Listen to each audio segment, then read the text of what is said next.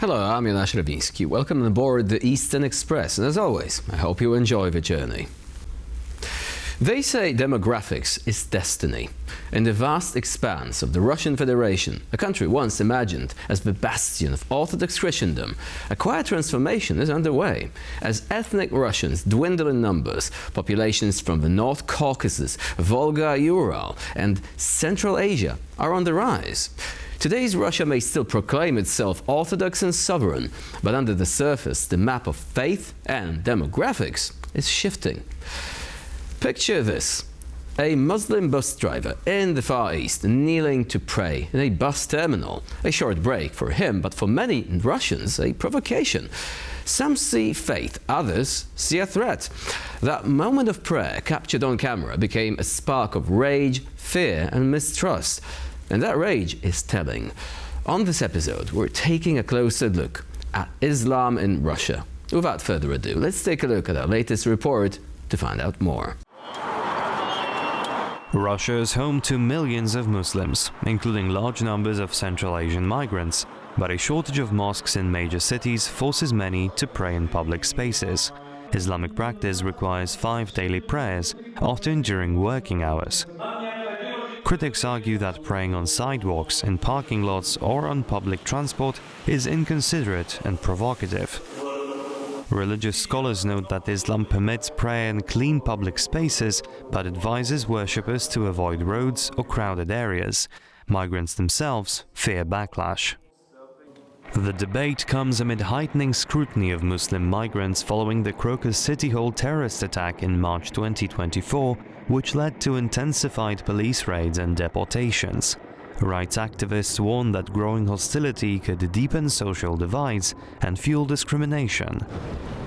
Similar controversies have erupted in Europe, where France banned street prayers in 2011 and Britain faced backlash over public Islamic calls to prayer in 2021. In Russia, the issue remains unresolved as officials weigh religious freedom against public order concerns. And now we're zoning in on the East-plaining portion of our show. Non-Russians are steadily increasing their share of Russia's population, even as their absolute numbers decline due to a sharper drop among ethnic Russians.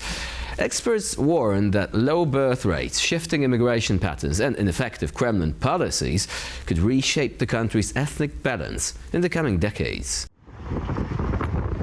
The Kremlin has acknowledged that Russia's total population is falling rapidly, with some projections suggesting the country could lose nearly half its population by the end of the century, while officials emphasize that ethnic Russians still make up roughly 80% of the population. Independent demographers say the real figure is closer to 70% and falling. This shift is driven by 2 factors. Fertility rate among ethnic Russians have plunged to near 1.0 children per woman, far below the 2.2 needed for population stability, while non-Russian regions maintain higher birth rates. Immigration patterns have also changed dramatically, with inflows now dominated by Central Asians and Caucasians rather than ethnic Russians. Moscow has tried to reverse the trend through pro-natalist policies, efforts to Russify minorities, and tighter immigration controls. However, these measures have largely failed or backfired, as birth rate incentives have boosted non-Russian rather than Russian fertility, and restrictions on immigration have hurt the economy. And now, as always, it's time to explore the issue in greater detail. Russia is not shrinking, but it sure is transforming. The official numbers vary, but most reliable sources today estimate that somewhere between 14 and 21 million people in Russia are Muslims, roughly 10 to 15% of the total population. Some experts go even further, projecting that by mid-century, Muslims could constitute between 15 and 20%, or even approach a third of Russia's populace, depending on migration and birth rate trajectories. This is not a story of imported faith. Unlike Western Europe, where Islam's growth is often tied to recent immigration, the vast majority of Russia's Muslims are indigenous. Tatars, Bashkirs, Chechens, Dagestanis, communities with roots stretching back centuries, many predating the Russian Empire's consolidation, in fact. Yet war emigration, low birth rates among ethnic Russians, and internal migration have begun to reshape this social fabric. Over the past decade alone, Russia has lost over 5 million ethnic Russians, while the share of populations from the North Caucasus and other Muslim-majority regions has surged. In many cities where mosques were once rare, street corners now host impromptu Friday prayers. Migrant workers from Central Asia, Tajiks, Uzbeks, Kyrgyz increasingly form the visible face of Islam in the big cities. The news that a bus driver in a remote city dared to pray while on duty didn't make headlines because of devotion, but because of outrage. An Islam that, for many, is now portrayed as a foreign incursion into a native public space. Authorities and opinion makers react with some discomfort. Some denounce the public prayers as inconsiderate. Others frame them as provocations. But if Moscow's elite feels uneasy, they should ask themselves why this Muslim presence is not going away, but growing. As fertility rates among many Muslim communities remain significantly higher than in ethnic Russian communities, and as younger generations come of age, the long-term trend points toward a more pluralistic, more Islamic Russia. So what does this mean for Russia and for its self-image as a bastion of Slavic orthodoxy? For one, the Kremlin's efforts to present Russia as a monocultural, mono-faith Russkiy Mir are increasingly at odds with demographic reality. The idea of a greater Russia that remains Russian in the ethnic and religious sense is eroding, not through politics or revolution, but through birth rates and birthplaces.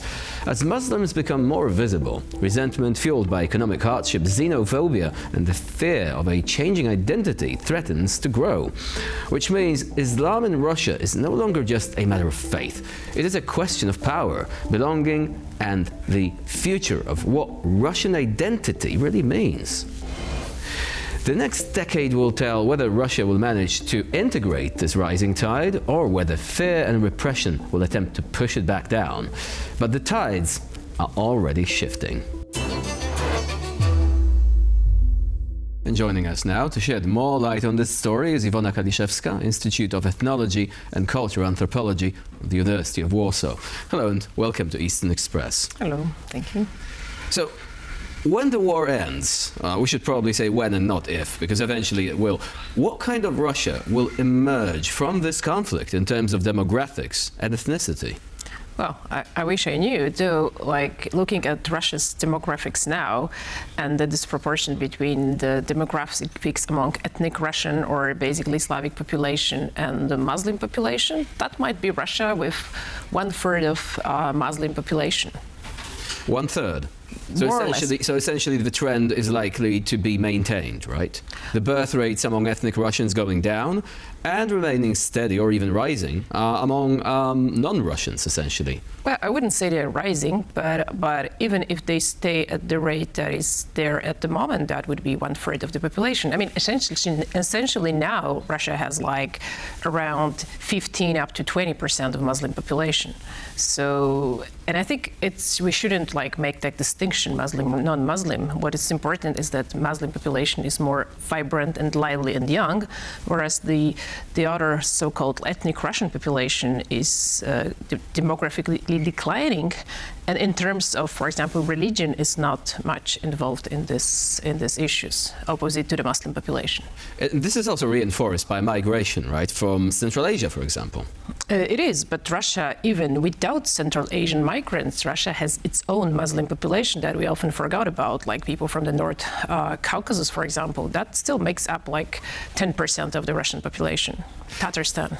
Do you think the tensions are likely to rise even further? I mean, recently there were reports that ethnic Russians were dissatisfied with the fact that they were seeing Muslims praying in public. And now, while there are differences between Muslims themselves, where should you pray, right? Which place is appropriate for your daily prayers? And Muslims do pray 5 times a day. Some Russians found it offensive. They said it was provocative. Do you think that this is likely to become a problem, this lack of tolerance, the lack of understanding? I think it has been a problem for a while, even before the full-scale invasion has started. Like, Russians has always looked down on Muslims, like Russian police would harass them more than other population, and they would not differentiate between Muslims from Central Asia and Muslims from the North Caucasus, although the latter are the citizens. And since there are not that many mosques in Moscow, obviously when there are bigger Muslim holidays, they would pray outside. They would not all fit into the mosque, and like building a mosque is an issue in Moscow. So it's like, you know, that's not really something that they do on purpose to provoke Russians. They just come and pray and want to like pursue their religion.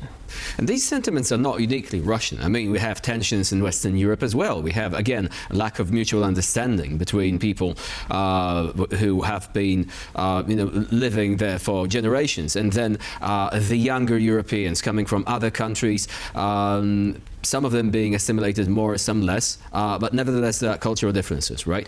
But the difference there, wouldn't you say the difference is that whereas in Europe it might actually be something that is being fed upon by the far right, for example, by populists, in Russia it's like you only have populist politics right now in a way. The government isn't really promoting tolerance that much through what it does. So do you think there is a risk of this lack of tolerance becoming institutionalized?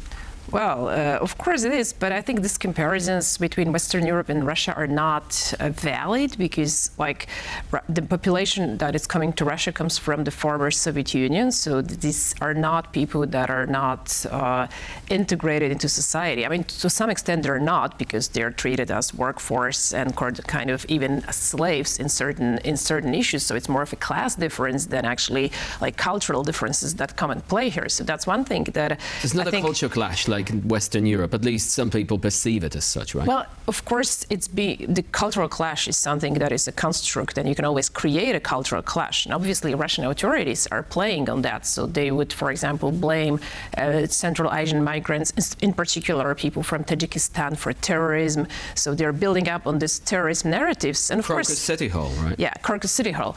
So, well, the West is doing that too. I think the problem is that, like, we should finally come to terms with that narrative. What's the difference between terrorism and state violence? The latter is worse, and the latter kills more civilians. So, you know, we should come to terms with that myth.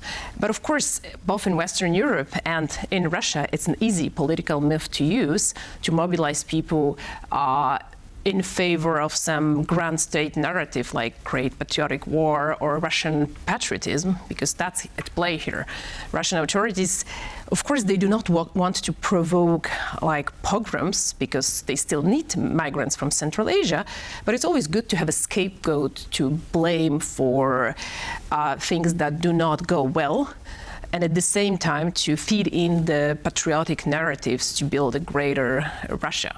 But it doesn't mean that there wasn't violence. Like in Dagestan a while ago, there were problems, right? Well, there was violence, of course, but if you still compare the violence caused by the so-called terrorism to the violence caused by the Russian state...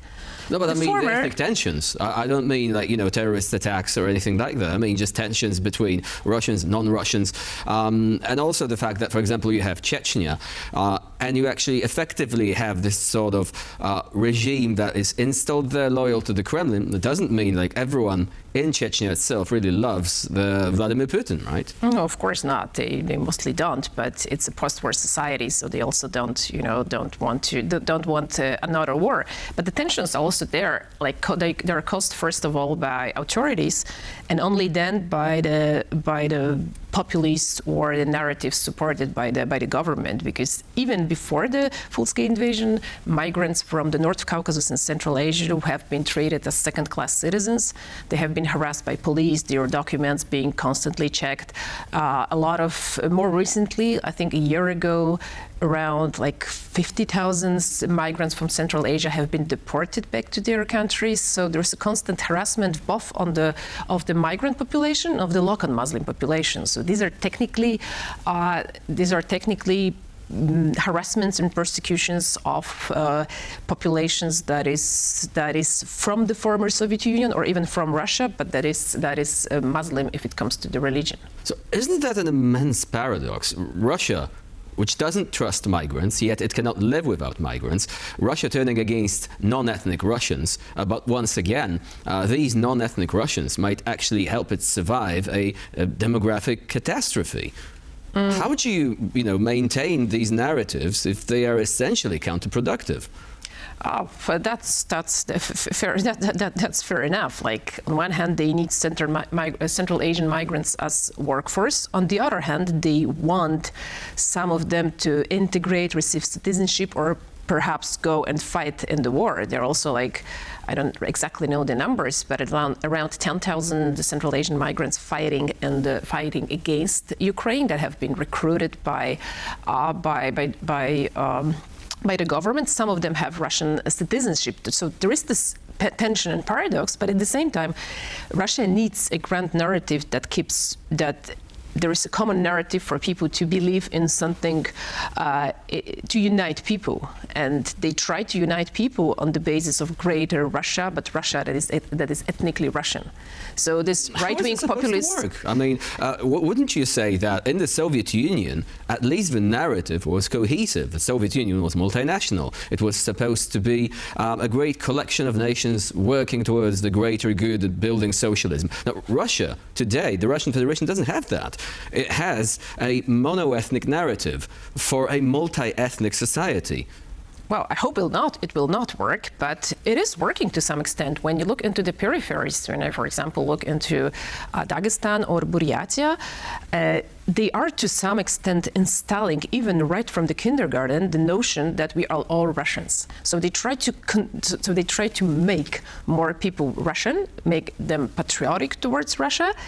Of course, it works to some extent, but it does not work in places where people have strong identities and these identities are built against Russians. Like, for example, in Dagestan, it doesn't work. Like, they try to introduce it from the kindergarten, but parents are saying, like, no, what you are bringing from there is fake. Like, you are Dagestani, you are Avar, you are Dargi, you are not Russian.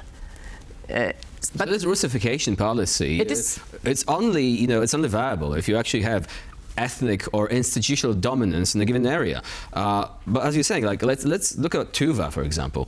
Hardly any Russians there. Like, how many, is it 15, 20%, something like that, off the top of my head. More or less like this. So can Russia expect regions like that to become Russian wholesale if 80% or more people there do have their own identity and they don't really want to change it, right?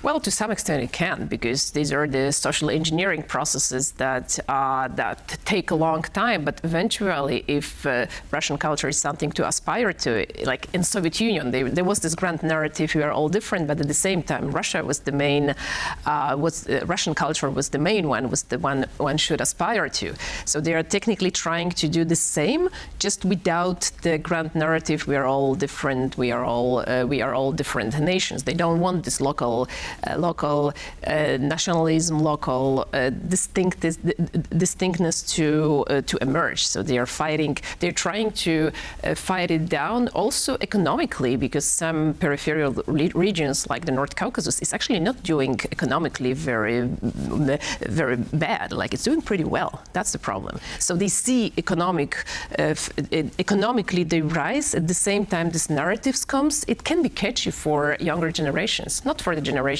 that are now.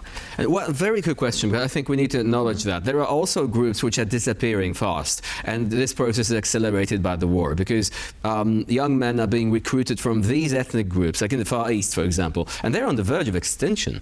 Do you think that they're likely to disappear? Like, there were reports a member of the Ket ethnic group was actually found in the armed forces. A few hundred people, a few thousand maybe, still there. So this is like, the verge of extinction kind of situation. It is, but it's more the first industrialization and later all these assimilation processes that are here at play, rather than the war itself. But of course, it contributes to that too, and very often assimilation to the Russian language, that all this social media, that it's it's more that it's the only language they have, and they keep forgetting their own languages because it's just hard to keep them up with all these modernization efforts. So it's not only like Russian politics to blame, it's just also sort of natural processes that are here at play. Vanishing heritage. Yeah. Iwona Kaliszewska was our guest today here on TVP World. Thank you very much for joining us and for sharing your insight. Thank you. And now we move on to the Eastern News Flash, a series of all the other stories from the East that you really don't want to miss. Chinese interest in traveling to Russia has surged after Vladimir Putin pledged visa-free entry for Chinese citizens, with searches and bookings spiking by up to 400%. The boom comes amid rising diplomatic tensions between Beijing and Tokyo, prompting many Chinese travelers to swap Japan for Russian destinations this winter. In the 48 hours following Putin's announcement, search and product view volumes for Russia on Chinese travel platforms were 3 to 5 times higher than the previous week. Hotel bookings for December are already up 50% compared to last year. The visa-free pledge follows China's decision in September to lift visa requirements for Russian passport holders. While Putin has not specified when the new policy will take effect, analysts say it is already reshaping winter travel plans. The surge comes amid a diplomatic rift between China and Japan after Japanese Prime Minister Sanae Takaichi suggested military action in response to a hypothetical Chinese attack on Taiwan. Beijing has since urged citizens to avoid Japan, and airlines have been instructed to cut flights through March 2026. Russian destinations such as Moscow, St. Petersburg and Arctic regions are emerging as alternatives to Japan's Hokkaido for winter sports enthusiasts. North Korea has made Russian language mandatory in schools starting from the 4th grade, a senior Russian official announced on Thursday, signaling deepening ties between Moscow and Pyongyang. The move comes as both countries strengthen cooperation amid isolation from the West, with Russia also reporting a rise in Korean language studies among its own students. Alexander Kozlov, Russia's Natural Resources and Environment Minister, said Russian ranks among the most popular foreign languages in North Korea, with around 600 students currently studying it. 96 North Korean citizens enrolled at Russian universities last year, he added. The Russian embassy in Pyongyang recently launched a 2-month program with Pushkin Institute instructors teaching Russian language and culture to 250 students. Meanwhile, Kozlov noted that more than 3,000 Russian school children are learning Korean and 300 Russian university students are studying the language. North Korea and Russia have expanded ties since Moscow's full-scale invasion of Ukraine. Last year, Vladimir Putin and Kim Jong-un signed a mutual defense pact, and Pyongyang reportedly dispatched thousands of soldiers to assist Russian forces in the Kursk region. And for this episode of Eastern Express, it's the end of the line. Please stay with us here on TVP World for more latest news and updates. I'm Jonasz Rawiński. Bye for now.